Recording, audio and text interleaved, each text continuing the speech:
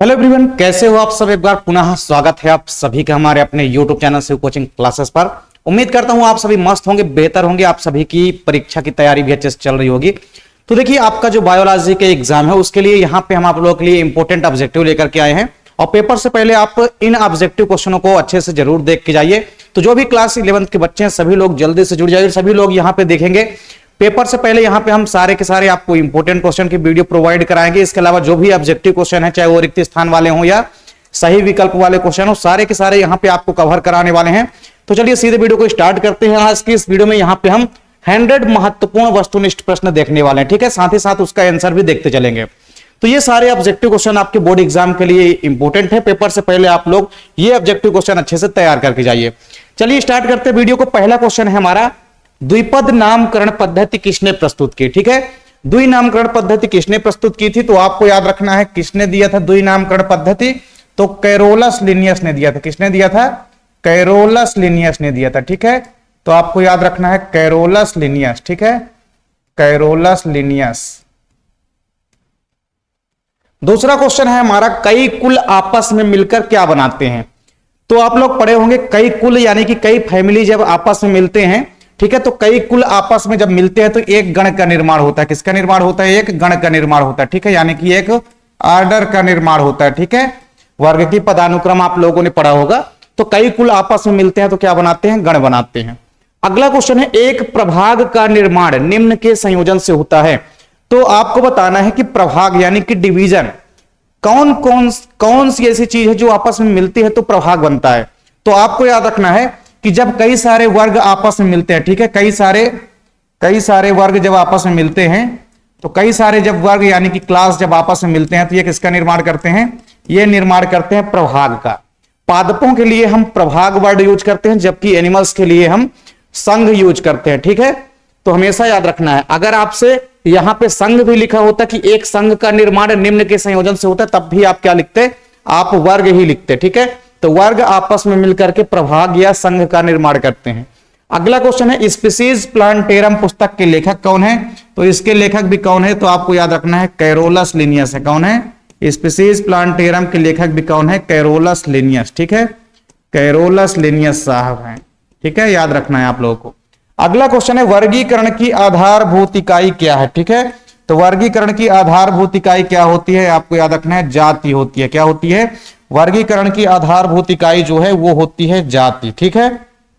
चलिए अगला क्वेश्चन है, पौधे एवं जंतुओं की मूलभूत इकाई क्या है। तो इसका आंसर भी आप लोगों को लिखना है, क्या? जाति होती है, ठीक है। नेक्स्ट क्वेश्चन है, जैविक संसार में प्रवाहित ऊर्जा का स्रोत क्या है, ठीक है। तो ऊर्जा का सबसे बड़ा जो स्रोत है वो क्या होता है? सूर्य। क्या होता है? सूर्य, ठीक है। तो सूर्य से प्राप्त जो सोलर एनर्जी है वो ऊर्जा का सबसे प्रमुख स्रोत होती है। अगला क्वेश्चन है, वर्गीकरण की सबसे बड़ी इकाई क्या है। तो वर्गीकरण की सबसे बड़ी इकाई कहलाती है किंगडम यानी कि जगत। क्या कहलाती है? जगत कहलाती है। और वर्गीकरण की अगर आपसे सबसे छोटी इकाई पूछे तो आपको याद रखना है जाति यानी कि स्पीसीज, ठीक है। तो जाति को हम वर्गीकरण की सबसे छोटी इकाई कहते हैं। स्क्रीनशॉट अगर आप लोग लेना चाहते हैं तो ले सकते हैं इन सारे क्वेश्चनों का। बढ़ते हैं अगले क्वेश्चन की तरफ। अगला क्वेश्चन है, पौधे एवं जंतु के बीच की कड़ी किसे कहते हैं, ठीक है। प्लांट और एनिमल्स के मध्य की संयोजक कड़ी किसे कहते हैं? तो आपको याद रखना है युगलीना, ठीक है, युगलीना, युगलीना, ठीक है। इसे हम पौधे व जंतु के बीच की संयोजक कड़ी कहते हैं। अगला क्वेश्चन है, जेनेरा प्लांटेरम के लेखक कौन है। तो आपको याद रखना है जेनेरा प्लांटेरम के लेखक भी कौन है? लिनियस है, ठीक है, कैरोलस लिनियस। तो जेनेरा प्लांटेरम हो चाहे स्पीसीज प्लांटेरम हो, ठीक है, सभी के लेखक कौन है? कैरोलस लिनियस, ठीक है। तो दोनों चीजें आपको ध्यान में रखनी है। कैरोलस लिनियस ने कई सारी बुक लिखी है, ठीक है। अगला क्वेश्चन है, चिड़ियाघर में किन प्राणी को हम रखते हैं। तो चिड़ियाघर में यानी कि जो प्राणी उद्यान होते हैं वहां पर हमेशा आपको याद रखना है कि जीवित प्राणियों को रखते हैं। किसको रखते हैं? जीवित प्राणियों को रखते हैं, ठीक है, जीवित प्राणियों को। अगला क्वेश्चन है, सबसे अंत में मरने वाली कोशिकाएं कौन सी होती है। तो आदमी जब मृत हो जाता है तो सबसे लास्ट में कहां की कोशिकाएं मृत होती है। तो आपको याद रखना है मस्तिष्क की कोशिकाएं। कहां की कोशिकाएं? मस्तिष्क की कोशिकाएं जो होती है ये सबसे अंत में खत्म होती हैं। अगला क्वेश्चन है, उद्दीपनों के प्रति अनुक्रिया क्या कहलाती है, ठीक है। तो किसी भी उद्दीपन के प्रति जब अनुक्रिया होती है उसे हम बोलते हैं उत्तेजनशीलता, ठीक है, एक्साइटमेंट, ठीक है, उत्तेजनशीलता। क्या बोलते हैं? उत्तेजनशीलता बोलते हैं, ठीक है। अगला क्वेश्चन है कि काल प्रभावन का सिद्धांत किसने दिया था। काल प्रभावन का सिद्धांत अगर आपसे पूछे तो आपको याद रखना मैक्स रूबनर ने, किसने दिया था? काल प्रभावन का सिद्धांत दिया था मैक्स रूबनर। किसने दिया था? मैक्स रूबनर ने, ठीक है, मैक्स रूबनर। अगला क्वेश्चन है, कई जाति आपस में मिलकर किसका निर्माण करते हैं? तो जब स्पीसीज आपस में मिलती हैं, जाति आपस में मिलती हैं, तो किसका निर्माण करती हैं? जाति जब आपस में मिलती हैं तो ये वंश का निर्माण करते हैं, ठीक है, वंश यानी कि जीनस का निर्माण करते हैं, ठीक है। अगला क्वेश्चन है, काल प्रभावन का अध्ययन क्या कहलाता है? तो काल प्रभावन का अध्ययन क्या कहलाता है? जीरेंटोलॉजी कहलाता है। क्या कहलाता है? आपको याद रखना है, जीरेंटोलॉजी, ठीक है। तो काल प्रभावन का जो अध्ययन है वो कहलाता है जीरेंटोलॉजी, ठीक है, जीरेंटोलॉजी। अगला क्वेश्चन है, प्याज का वैज्ञानिक नाम आपको लिखना है, साइंटिफिक नेम लिखना है, ओनियन यानी कि प्याज का।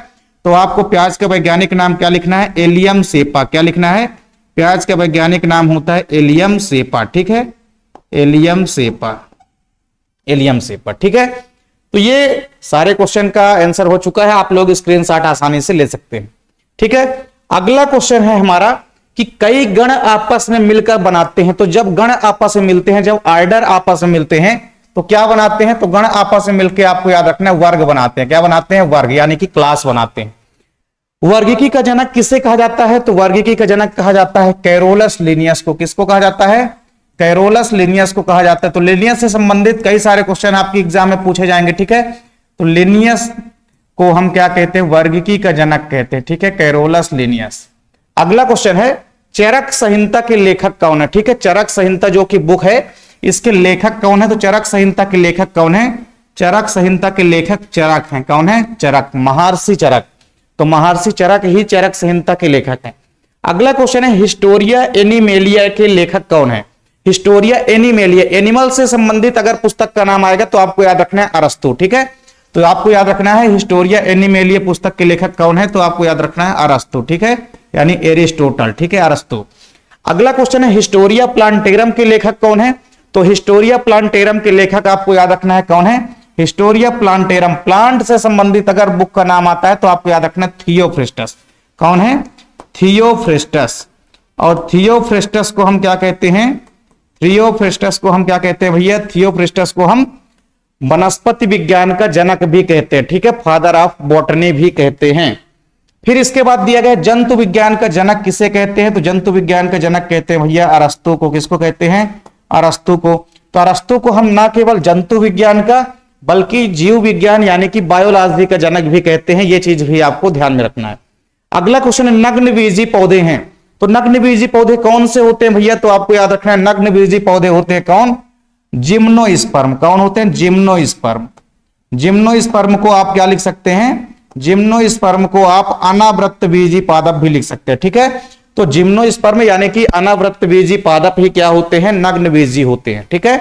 अगला क्वेश्चन है, बिखरे हुए संवहन पूल किन पादपों की विशेषताएं हैं? तो बिखरे हुए भैया वैस्कुलर बंडल किन पौधों के अंदर आपको देखने को मिलते हैं?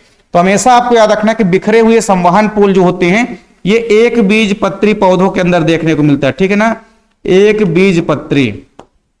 तो एक बीज पत्री पौधों में आपको क्या देखने को मिलता है? एक बीज पत्री पौधों में आपको बिखरे हुए बंडल, वैस्कुलर बंडल देखने को मिलते हैं। अगला क्वेश्चन है, पौधे में दो प्रकार के बीजाणुओं का बनना क्या कहलाता है? तो जब पौधे में दो प्रकार के बीजाणु बनते हैं तो इस प्रक्रिया को हम बोलते हैं विषम बीजाणुता, ठीक है। क्या बोलते हैं? हेटेरोस्पोरी यानी विषम बीजाणुता, विषम बीजाणुता बोलते हैं, ठीक है, विषम बीजाणुता, ठीक है, हेटेरोस्पोरी। चलिए स्क्रीनशॉट आप लोग ले सकते हैं जो भी लेना चाहते हैं। अगला क्वेश्चन है हमारा, ठीक है, अगला क्वेश्चन है, टेरिडोफाइट्स का मुख्य पादप काय होता है? टेरिडोफाइट्स जो प्लांट होते हैं इनकी जो मेन प्लांट बॉडी होती है, जो मुख्य पादप का शरीर होता है वो कैसा होता है? तो आपको याद रखना है स्पोरोफाइटिक होता है। कैसा होता है? स्पोरोफाइटिक होता है, ठीक है, स्पोरोफाइटिक, स्पोरोफाइटिक होता है। अगला क्वेश्चन है, लाल शैवालों का लाल रंग किस वर्णक के कारण होता है? जो रेड एल्गी होते हैं उनका रेड कलर किस वर्णक के कारण या पिगमेंट के कारण होता है? तो आपको याद रखना है फाइकोइरिथ्रिन। क्या याद रखना है आपको? फाइकोइरिथ्रिन, ठीक है, फाइकोइरिथ्रिन, ठीक है। फाइकोइरिथ्रिन एक पिगमेंट है या वर्णक है जिसके चलते ही लाल शैवालों का रंग लाल होता है। अगला क्वेश्चन है, समुद्री घोड़ा किस अधिवर्ग का जंतु है? जो समुद्री घोड़ा हिप्पोकैम्पस होता है वो किस अधिवर्ग का जंतु है? ठीक है, तो समुद्री घोड़ा जो होता है ये पिसीज अधिवर्ग में आता है। किस अधिवर्ग में आता है? ये पिसीज अधिवर्ग में आता है, जिसमें मछलियां वगैरह आती है, ठीक है। तो समुद्री घोड़ा भी पिसीज अधिवर्ग में आता है। अगला क्वेश्चन है, उस संघ का नाम बताना है जिनके जंतुओं में खंड युक्त देह गुहा होती है एवं द्विपार्श्व सम्मिति होती है, ठीक है। तो खंड युक्त बॉडी और द्विपार्श्व सम्मिति कौन सा ऐसा संघ होता है? तो आपको याद रखना है एनीलिडा। कौन सा संघ याद रखना है? एनीलिडा, ठीक है। एनीलिडा आपका हो जाएगा राइट आंसर। अगला क्वेश्चन है, केचुए में पाए जाने वाले प्रचलन अंग हैं।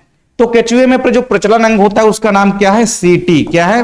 केचुए में जो प्रचलन अंग होता है वो होता है सीटी, ठीक है।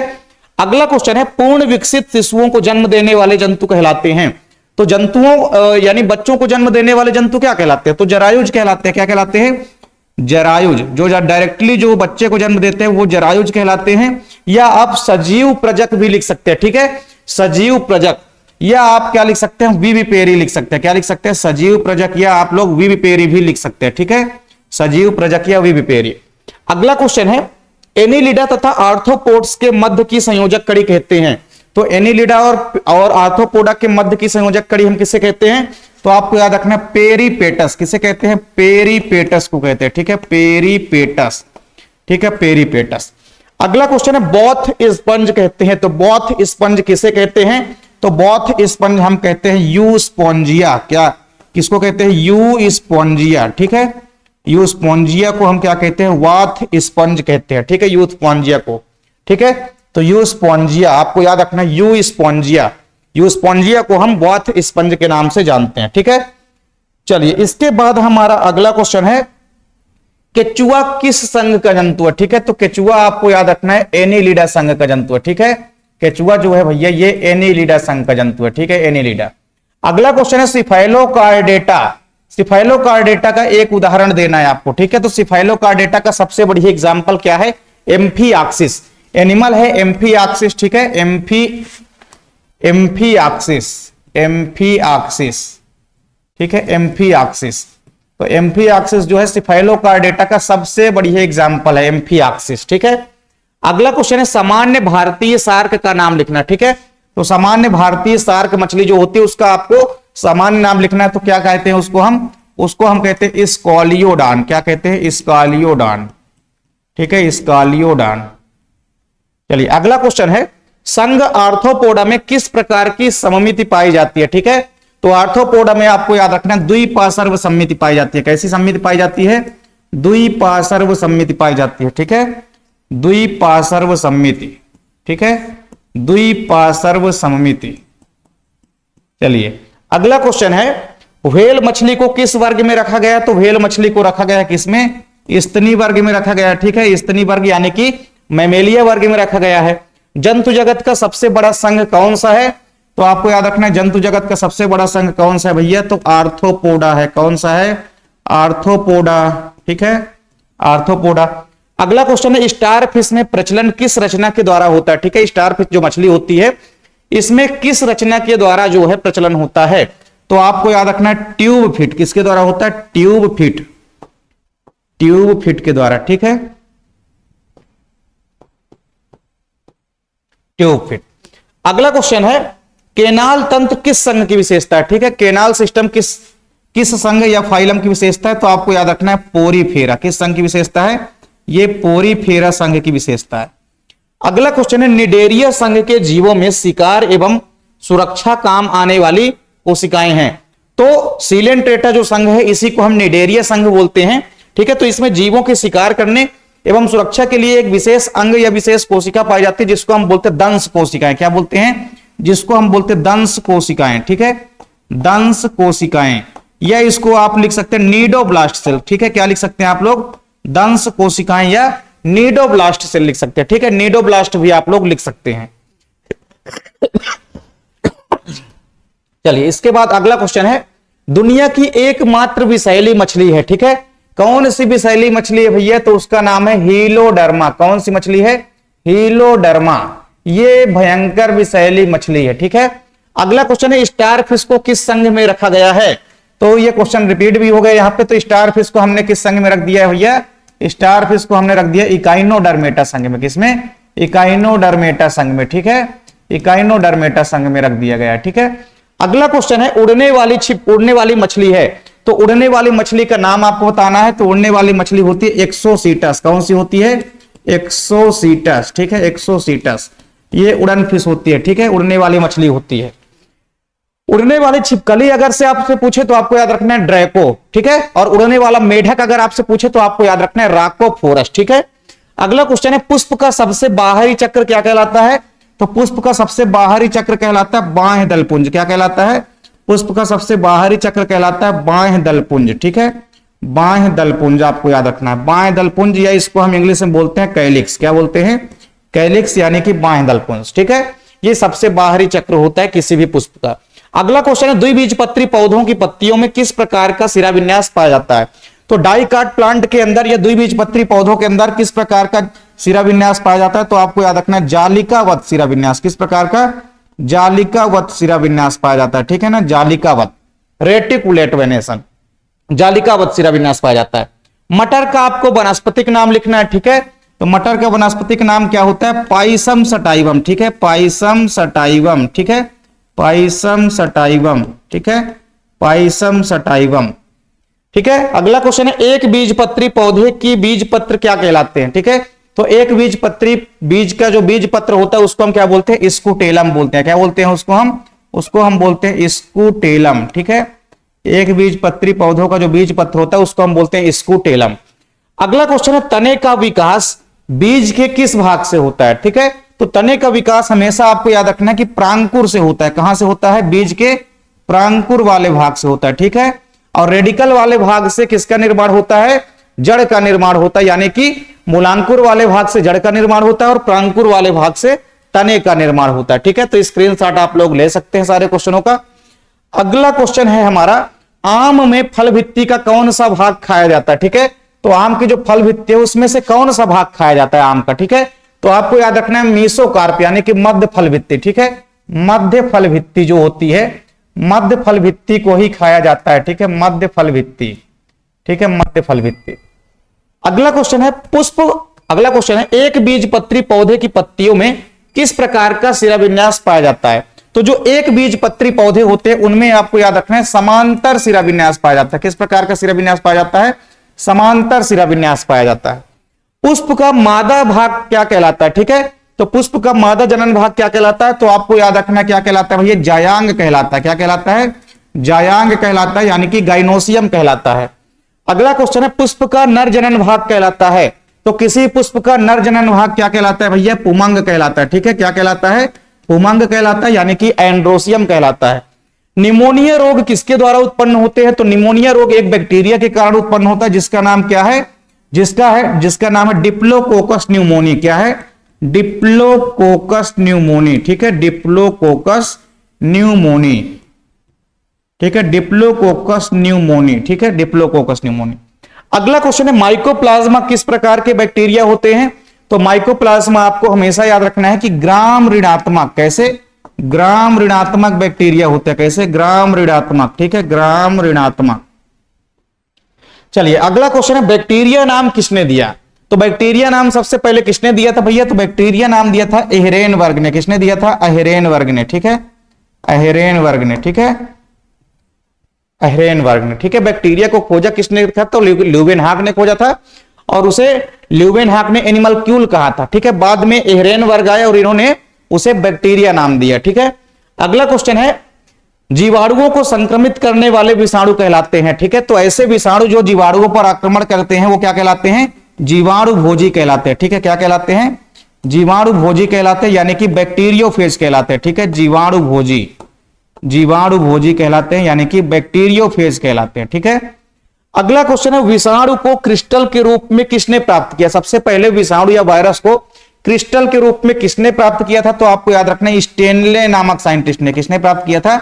स्टेनले नामक साइंटिस्ट ने प्राप्त किया था। ठीक है, सबसे पहले विषाणुओं को क्रिस्टल के रूप में। अगला क्वेश्चन है किस जगत को हम वर्गीकरण का कूड़ादान कहते हैं? Dustbin of classification. ठीक है, तो किस जगत को हम वर्गीकरण का कूड़ादान कहते हैं? तो हम कहते हैं जगत प्रोटिस्टा को। ठीक है, तो प्रोटिस्टा जगत को हम क्या कहते हैं? प्रोटिस्टा जगत को हम कहते हैं वर्गीकरण का कूड़ादान। ठीक है, क्योंकि इसमें एक साथ बहुत सारे अनेक अनेक प्रकार के जीवों को सम्मिलित कर दिया गया है। प्रकाश संश्लेषी प्रोटिस्ट का एक एग्जाम्पल देना है, ठीक है। तो प्रकाश संश्लेषी प्रोटिस्टा का एग्जाम्पल कौन सा है, आपको याद रखना है युगलीना। तो युगलीना जो है भैया ये प्रकाश संश्लेषी एक प्रकार का क्या होता है, जीव होता है, ठीक है। तो प्रकाश संश्लेषी जो है एक प्रकार का प्रोटिस्ट है युगलीना। अगला क्वेश्चन है, ऐसे कवक का नाम बताना है आपको, ठीक है। आपको ऐसे कवक का नाम बताना है, ठीक है, जिसमें कवक जाल का अभाव होता है, ठीक है। तो कवक जाल का अभाव किस कवक के अंदर होता है, तो आपको याद रखना है ईस्ट, ठीक है। तो ईस्ट एक ऐसा कवक है जिसमें कवक जाल का क्या होता है, अभाव होता है। अगला क्वेश्चन है, आयुर्वेद के जनक कौन है, ठीक है। तो आयुर्वेद के जनक कौन है भैया, तो आयुर्वेद के जनक है महर्षि चरक। कौन है, आयुर्वेद के जनक है महर्षि चरक, ठीक है, जिन्होंने चरक संहिता लिखी थी, ठीक है। तो आयुर्वेद के जनक कौन है, महर्षि चरक, ठीक है। नेक्स्ट क्वेश्चन है, 5 जगत वर्गीकरण पद्धति किसने प्रस्तुत की, तो 5 जगत वर्गीकरण पद्धति किसने प्रस्तुत की थी भैया, तो आर.एच. व्हिटेकर ने। किसने, आर.एच. व्हिटेकर ने, ठीक है। 5 जगत वर्गीकरण जो है प्रस्तुत किया था, ठीक है। आप लोग पूरा नाम लिख सकते हैं, आर.एच. व्हिटेकर, ठीक है, आर.एच. व्हिटेकर। प्राकृतिक वर्गीकरण किसने दिया था, ठीक है, प्राकृतिक वर्गीकरण किसने दिया था, ठीक है। तो नेचुरल क्लासिफिकेशन किसने दिया था, प्राकृतिक वर्गीकरण दिया था वेंथम एवं हुकर ने। किसने दिया था, वेंथम एवं हुकर ने दिया था, ठीक है, वेंथम एवं हुकर ने दिया था, ठीक है, वेंथम एवं हुकर ने दिया। अगला क्वेश्चन है, सजीव व निर्जीव के बीच की कड़ी किसे कहते हैं, तो सजीव व निर्जीव के बीच की कड़ी हम किसे कहते हैं भैया, हम बोलते हैं वायरस को। किसको, वायरस को हम बोलते हैं सजीव व निर्जीव के बीच की कड़ी, ठीक है। वायरस यानी कि विषाणु, तो ठीक है, विषाणु या वायरस को हम सजीव व निर्जीव के बीच की कड़ी कहते हैं। अगला क्वेश्चन है, कवकों का अध्ययन क्या कहलाता है, तो कवकों का अध्ययन कहलाता है माइकोलॉजी। क्या कहलाता है, माइकोलॉजी। अगर आपसे पूछ दे शैवालों का अध्ययन क्या कहलाता है, तो आपको लिखना है फाइकोलॉजी, ठीक है। तो माइकोलॉजी कहलाता है कवकों का अध्ययन। अगर शैवालों का आपसे पूछे तो आपको लिखना है फाइकोलॉजी। अगला क्वेश्चन है, विषाणु की खोज किसने की थी, तो 1892 में सबसे पहले विषाणु की खोज किसने की थी, इवानोवस्की ने की थी। किसने की थी विषाणु की खोज, इवानोवस्की ने की थी, ठीक है, इवानोवस्की। तो इवानोवस्की ने भैया वायरस यानी कि विषाणु की खोज की थी 1892 ईस्वी के आसपास, ठीक है। तो आप लोग स्क्रीनशॉट भी आसानी से इन क्वेश्चनों को ले सकते हैं। अगला क्वेश्चन है, उभयचरों का जो हार्ट होता है, ठीक है, एम्फीबियंस का जो हार्ट होता है वो कितना कक्षीय होता है, तो जो भी उभयचर होते हैं उनका हृदय जो है 3 कक्षीय होता है। कैसा होता है, 3 चैम्बर वाला होता है। रुधिर का लाल रंग किसकी उपस्थिति के कारण होता है भैया, तो हमारे रुधिर में उपस्थित होता है हीमोग्लोबिन। क्या उपस्थित होता है, रुधिर में हमारे उपस्थित होता है हीमोग्लोबिन, और इस हीमोग्लोबिन के कारण ही हमारे रक्त का रंग जो है क्या होता है, लाल होता है। मनुष्य में किस प्रकार का परिसंचरण तंत्र पाया जाता है, तो मनुष्य में हमेशा याद रखना है कि दोहरा परिसंचरण तंत्र पाया जाता है, ठीक है, दोहरा परिसंचरण तंत्र पाया जाता है, दोहरा, और साथ ही साथ याद रखना है दोहरा व बंद परिसंचरण तंत्र पाया जाता है, ठीक है। तो मानव में दोहरा परिसंचरण तंत्र तो होता ही है, साथ ही साथ बंद प्रकार का परिसंचरण तंत्र होता है। अगला क्वेश्चन है, आरबीसी की संख्या किसके द्वारा ज्ञात की जाती है, तो आरबीसी की संख्या आपको याद रखना है किसके द्वारा ज्ञात की जाती है, हीमोसाइटोमीटर के द्वारा। किसके द्वारा, हीमोसाइटोमीटर, ठीक है, हीमोसाइटोमीटर के द्वारा, ठीक है, हीमोसाइटोमीटर के द्वारा, ठीक है। अगला क्वेश्चन है, कौन सा नोड हृदय की गति पर नियंत्रण रखता है, ठीक है, ऐसा कौन सा नोड है जो हृदय की गति पर नियंत्रण रखता है, तो आपको लिखना है यसे नोड, ठीक है। यसे नोड को हम बोलते हैं साइनो आरिकुलर नोड, या हिंदी में आप कह सकते हैं सिरा आलिंद नोड, ठीक है। अगला क्वेश्चन है, रुधिर को रुधिर वाहिनियों में जमने से रोकता है, यानी रक्त की जो वाहिनियां है रक्त शरीर के अंदर, वहां पे रक्त को जमने से कौन सा ऐसा वर्णक या पिगमेंट है जो रोकता है, तो आपको याद रखना है हिपेरिन। कौन सा वर्णक है, हिपेरिन वर्णक, ठीक है। तो हिपेरिन वर्णक जो है ये रुधिर कोशिकाओं के अंदर रक्त को जमने से रोकता है, ठीक है, हिपेरिन। अगला क्वेश्चन है, हृदय ध्वनियां किस यंत्र की सहायता से सुनी जा सकती है, ठीक है। तो हृदय की जो धड़कन होती है या ध्वनि है उसको किस यंत्र की सहायता से सुन सकते हैं, तो आपको याद रखना है स्टेथोस्कोप। किसकी सहायता से, स्टेथोस्कोप, ठीक है, स्टेथोस्कोप, ठीक है, स्टेथोस्कोप की सहायता से सुन सकते हैं। अगला क्वेश्चन है, प्रति 1 मिनट हृदय स्पंदन दर लिखिए, ठीक है। तो 1 मिनट में हमारा हार्ट जो है कितनी बार स्पंदित होता है, या पंप करता है, तो आपको याद रखना है 72 बार, ठीक है, 72 बार धड़कता है, ठीक है, 72 बार, 1 मिनट में 72 बार जो है हृदय स्पंदन होता है, यानी कि हृदय धड़कता है। अगला क्वेश्चन है सर्वग्राही रक्त समूह का नाम लिखिए। तो सर्वग्राही रक्त समूह कौन सा होता है? ए बी, ठीक है, ए बी जो ब्लड ग्रुप होता है ये सर्वग्राही समूह होता है। और सर्वदाता रक्त समूह का नाम भी लिखना है आपको। तो सर्वदाता रक्त समूह कौन सा होता है? ओ ग्रुप, ठीक है। तो ब्लड ग्रुप ओ जो होता है उसे हम बोलते हैं सर्वदाता समूह, ठीक है। तो इन क्वेश्चनों का भी आप लोग जल्दी से स्क्रीनशॉट ले सकते हैं। अगला क्वेश्चन है हमारा कि प्लेटलेट्स को और किस नाम से जाना जाता है? जो प्लेटलेट्स होती हैं उनका दूसरा नाम क्या है? तो प्लेटलेट्स को हम बोलते हैं थ्रोम्बोसाइट। क्या बोलते हैं? प्लेटलेट्स को हम बोलते हैं थ्रोम्बोसाइट, ठीक है। क्या बोलते हैं? थ्रोम्बोसाइट्स, ठीक है, थ्रोम्बोसाइट्स बोलते हैं, ठीक है। अगला क्वेश्चन है लाल रक्त कणिकाओं का जीवन काल कितने दिन का होता है? तो आपको याद रखना है लगभग 120 दिन का होता है। कितने दिन का होता है?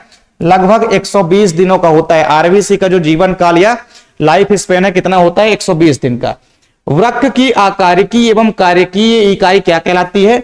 तो वृक्क यानी कि किडनी की जो इकाई होती है ये कहलाती है नेफ्रॉन। क्या कहलाती है? ये कहलाती है भैया नेफ्रॉन, ठीक है, नेफ्रॉन कहलाती है। अगला क्वेश्चन है मेढक का टेडपोल होता है।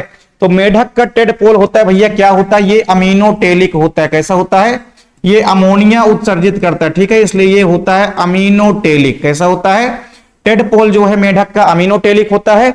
और अगर वयस्क मेढक की बात करा जाए तो वयस्क मेढक जो है यूरियोटेलिक होता है, क्योंकि वह यूरिया उत्सर्जित करता है, ठीक है। अगला क्वेश्चन है विलवर्डिन तथा विलरुबिन का उत्सर्जन जो होता है किसके साथ होता है? तो विलरुबिन और विलवर्डिन का जो उत्सर्जन होता है ये मल के साथ होता है। किसके साथ होता है? मल के साथ होता है। अमोनिया का यूरिया में परिवर्तन कहां होता है? ठीक है, तो अमोनिया जब यूरिया में बदलती है तो उसके लिए एक चक्र होता है जिसको हम बोलते हैं आर्थिनिन आर्जिनिन चक्र। और यह प्रक्रिया कहां होती है? तो यह प्रक्रिया होती है लीवर के अंदर, यानी कि यकृत के अंदर। कहां होती है? यकृत के अंदर, यानी कि लीवर के अंदर होती है, ठीक है। अगला क्वेश्चन है उत्सर्जी पदार्थों के आधार पर जंतु कितने प्रकार के होते हैं? तो उत्सर्जी पदार्थों के आधार पर जंतु 3 प्रकार के होते हैं, ठीक है, अमीनोटेलिक, यूरियोटेलिक और यूरिकोटेलिक।